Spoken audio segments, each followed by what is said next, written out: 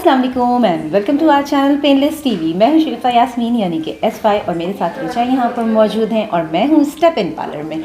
जी हाँ, आज आप सोच रहे होंगे कि हम क्या करने वाले हैं, बिल्कुल आपको बताएंगे। आज मेरे कुछ सवालात हैं जिनके जवाब जो है वो रिचा देंगी, हो सकता है वो आपके भी सवालात हों। वैसे आप लोग भी कमेंट सेक्शन में कुछ पूछना चाहते हैं तो बिल्कुल पूछ सकते हैं। हम प्रोग्राम्स जब अपने रिकॉर्ड करते हैं तो आपके सवालात को उसमें शामिल कर लेंगे। पहले तो हम रिचा से मिल लें। अस्सलाम वालेकुम। वालेकुम अस्सलाम। अच्छा भाई, सवाल हम रिचा से करेंगे, लेकिन अगर आप हमारे चैनल पर नहीं तो चैनल को सब्सक्राइब ज़रूर कीजिए। सेगमेंट अच्छा लगता है तो लाइक कीजिएगा। अच्छा रिचा, सबसे पहले तो आजकल एक बड़ा प्रॉब्लम है क्योंकि ख़वातीन जो हैं वो स्ट्रेटनिंग भी करवा रही हैं, तो वो जो है एक्सटेंसो भी करवा रही होती हैं, बहुत सारी चीज़ें होती हैं, लेकिन उसके बाद जो ऊपर से ग्रो होते हैं बाल वो वेवी हो रहे होते हैं। उसका बताइएगा कि कितने अर्से बाद दोबारा से इस प्रोसीजर को लेना होता है? शिगुफ्ता, दरअसल बात यह है कि इंटरनल ग्रोथ तो आपकी रुकती नहीं ना, बढ़ती रहती है। अब जो न्यू ग्रोथ होती है वो लाजिम बात है आपकी नेचुरल ग्रोथ होती है, फिर वो उसी तरह उसका मतलब जो फॉलिकल होता है वो उसी तरह बेबी होगा क्योंकि वो पहले भी इसी तरह कंडीशन में था। अब ये है कि हम कुछ अर्सा निकालते हैं। मैं सजेस्ट ये करती हूँ कि आप जो है तकरीबन 1 साल एटलीस्ट निकालें। 7-8 महीने बाद आपके बाल निकलना शुरू हो जाते हैं, तो उसमें ये फ़ायदा होता है कि आप जो है उस बालों को जो है रीटच अपना, अगर बहुत आपका ऐसा है उठना बैठना कि आपको जैसे ऑफिस वर्क है या कुछ है, आप रोज़ घबराते हैं आयरन करने से, तो फिर तो आप रीटच करवा सकते हैं। तकरीबन 7-8 महीने बाद आप रीटच करवा सकते हैं। लेकिन अगर आप 1 साल उसको कंटिन्यू ना करवाएं तो ज़्यादा अच्छा है कि 1 साल के बाद दोबारा से बाल इतना बढ़ जाता है कि वो हैंडल भी आराम से हो जाता है और प्रॉब्लम नहीं होती। लेकिन इस दौरान आप मुसलसल जो है कोई ना कोई प्रोटीन ट्रीटमेंट्स का इस्तेमाल रखें। सही, बिल्कुल सही। जैसे फ़र्ज़ कीजिए कि अभी आपके सामने ही मेरी एक क्लाइंट आई, तो उनकी रीग्रोथ क्योंकि बढ़ गई थी, तो मैंने उनसे यही कहा कि मतलब या तो रीटचिंग करवा लें, अगर नहीं है वरना तो प्रोटीन ट्रीटमेंट। तो वो 15 दिन बाद आती हैं, अपना प्रोटीन ट्रीटमेंट ले लेती हैं, तो बाल उनके सेट हो जाते हैं। सही। अच्छा, एक और चीज़ बताइएगा, जिस तरह से ये जो फैशन कलर्स होते हैं, ग्रीन है, ब्लू है या पिंक है, जो भी है, रेड है, ये देखते हैं क्योंकि फैशन कलर्स के नाम से हैं तो अंडरस्टूड है फैशन जो है वो फेड आउट भी करता है, तो बिल्कुल इसी तरह से ये कलर भी फेड आउट हो रहे होते हैं।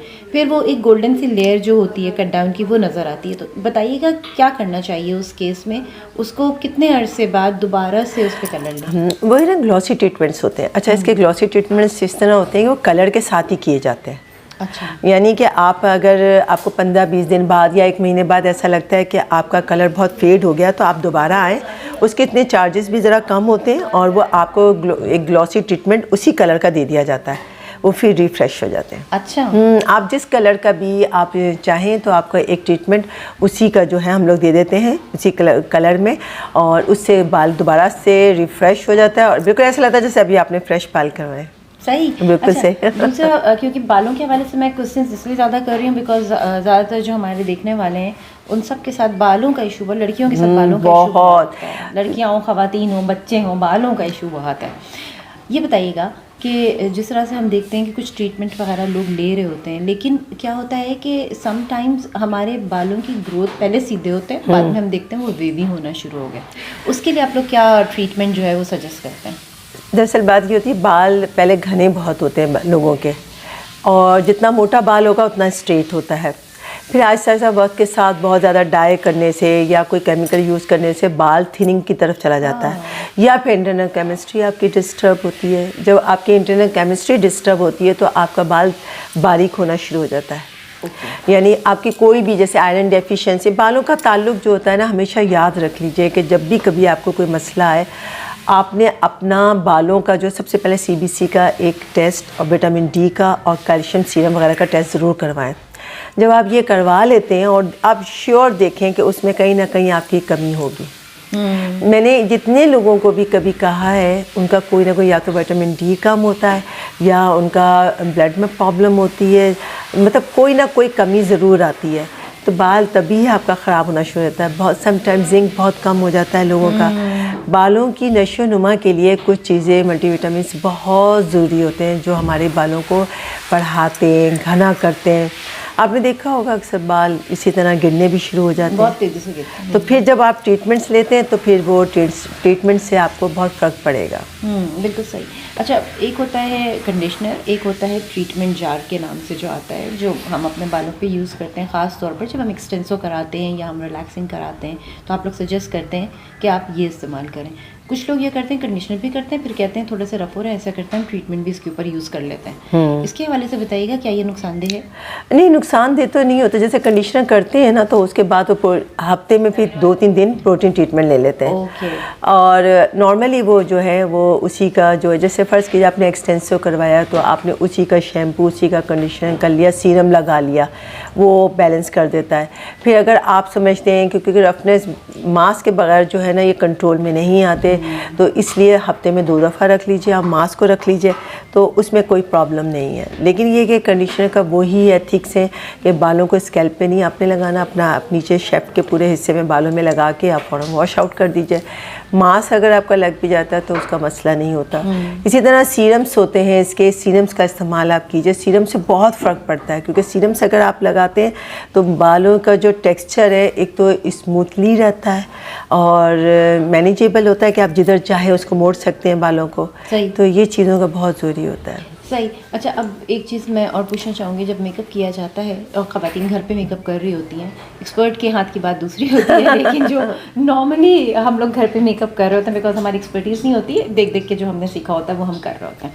यहाँ पर मैं ये जानना चाहूँगी कि जो हमारे डार्क सर्कल्स होते हैं, ज़्यादा प्रॉब्लम बेस को वहाँ पर हो रहा होता है। आप वहाँ पे अगर कंसीलर लगा भी रहे होते हैं ना, ऊपर से बेस लगाते हैं तो वो कंसीलर मिट जाता है। अच्छा, दरअसल बात ये होती है कि इसीलिए कहते हैं कैमोफ्लेज इस्तेमाल कर लें या अंडर आई क्रीम जो होती हैं वो आप यूज़ कर लें। लेकिन हमेशा याद रखें सिलेक्शन बहुत ज़रूरी होता है। अगर आपका बहुत ज़्यादा डार्क सर्कल्स हैं तो बहुत ज़्यादा लाइटर की तरफ ना जाएं। और आपको मैं एक चीज़ बताऊं, समटाइम तो ये होता है कि जैसे मैं अपनी स्किन क्योंकि साफ़ महसूस होती है तो मैं सिर्फ कंसीलर लगा लेती हूँ। जैसे कंसीलर हल्का सा आपने लगाया, आपके स्किन टोन के कलर के कंसीलर्स भी आते हैं, लिक्विड फॉर्म में आते हैं, बहुत अच्छी कंपनीज में आते हैं, महंगे भी होते हैं और सस्ते भी होते हैं।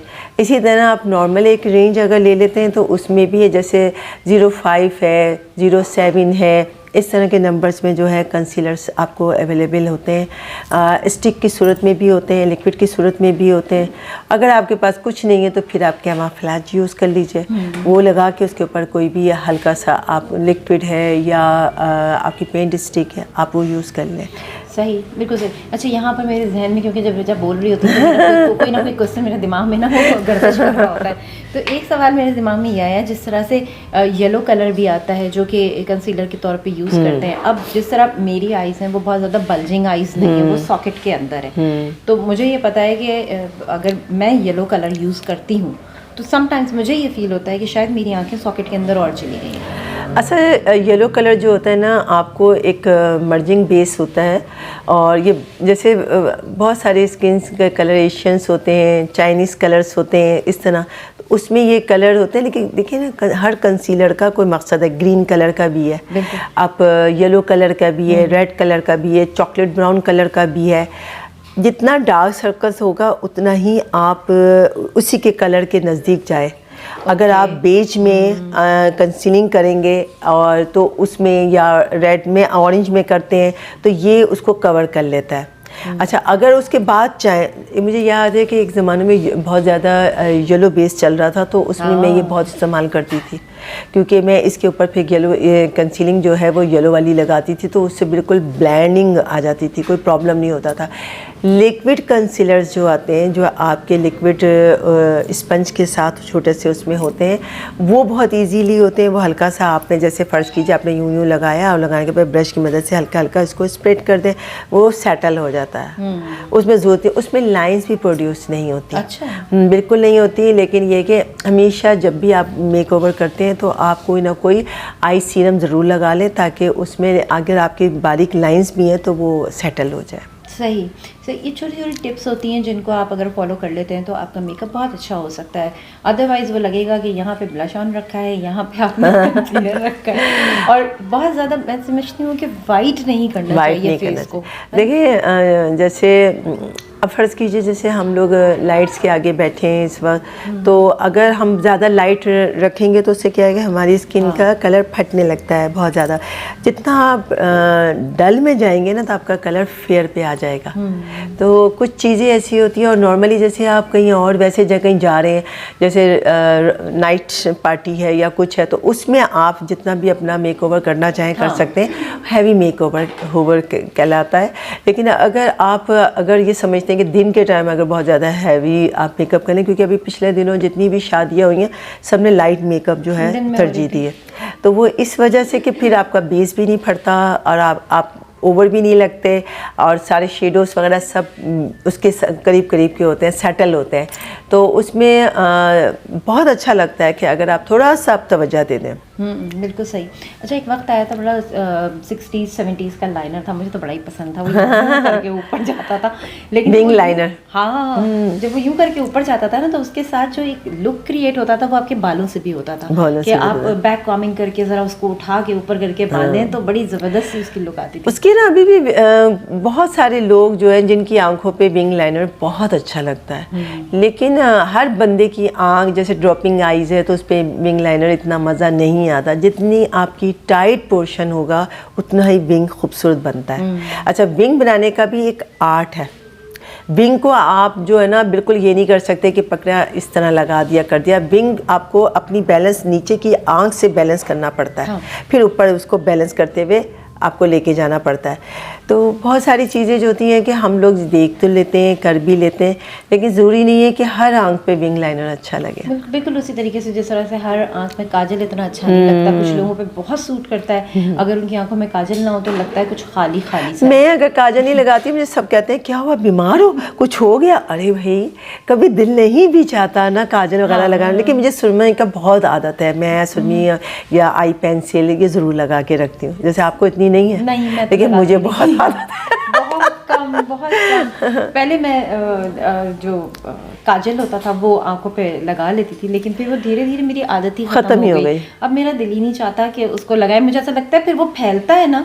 अच्छा, मैं आपको एक चीज़ और बताऊं, पता है कि कुछ फीचर्स होते हैं आपके, बहुत नाजुक फीचर्स हैं। आपको अपनी ब्लैंक आइज ऐसे ही अच्छी लगती है। हाँ, मुझे अपना मुंह ऐसे ही पसंद है। ऐसे अच्छा लग, क्योंकि देखिए ना ज़रूरी नहीं है।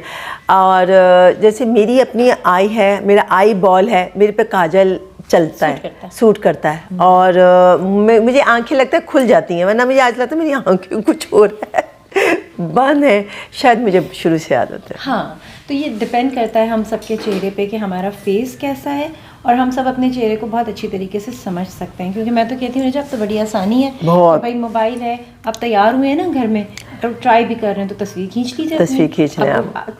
इससे बेहतर रिजल्ट आपको, फिल्टर मत लगाइएगा, उसके अलावा जो है वो आपको बिल्कुल बेहतरीन तरीके से बता देगा कि आपका चेहरा कैसा लग रहा है।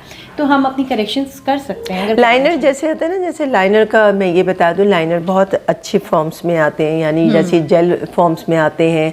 और लाइनर ज़रा सूख जल्दी जाता है। लाइनर को ये होता है कि आपको टाइट उसे बंद रखना चाहिए, जैसे ही लगाएं फौरन बंद कर दें। नेल कलर की तरह है ना। नेल कलर, और दूसरी जैसे नेल कलर तो वो लिक्विड हो गए ना, जो जेल वाले होते हैं ना वो लिक्विड टाइट स्मूथ फॉर्म में आते हैं। बस वो तो आपने ब्रश में लगाया और उसे फौरन बंद करें, वरना फिर वो जो है ना वो बिल्कुल नहीं आपको सपोर्ट करता।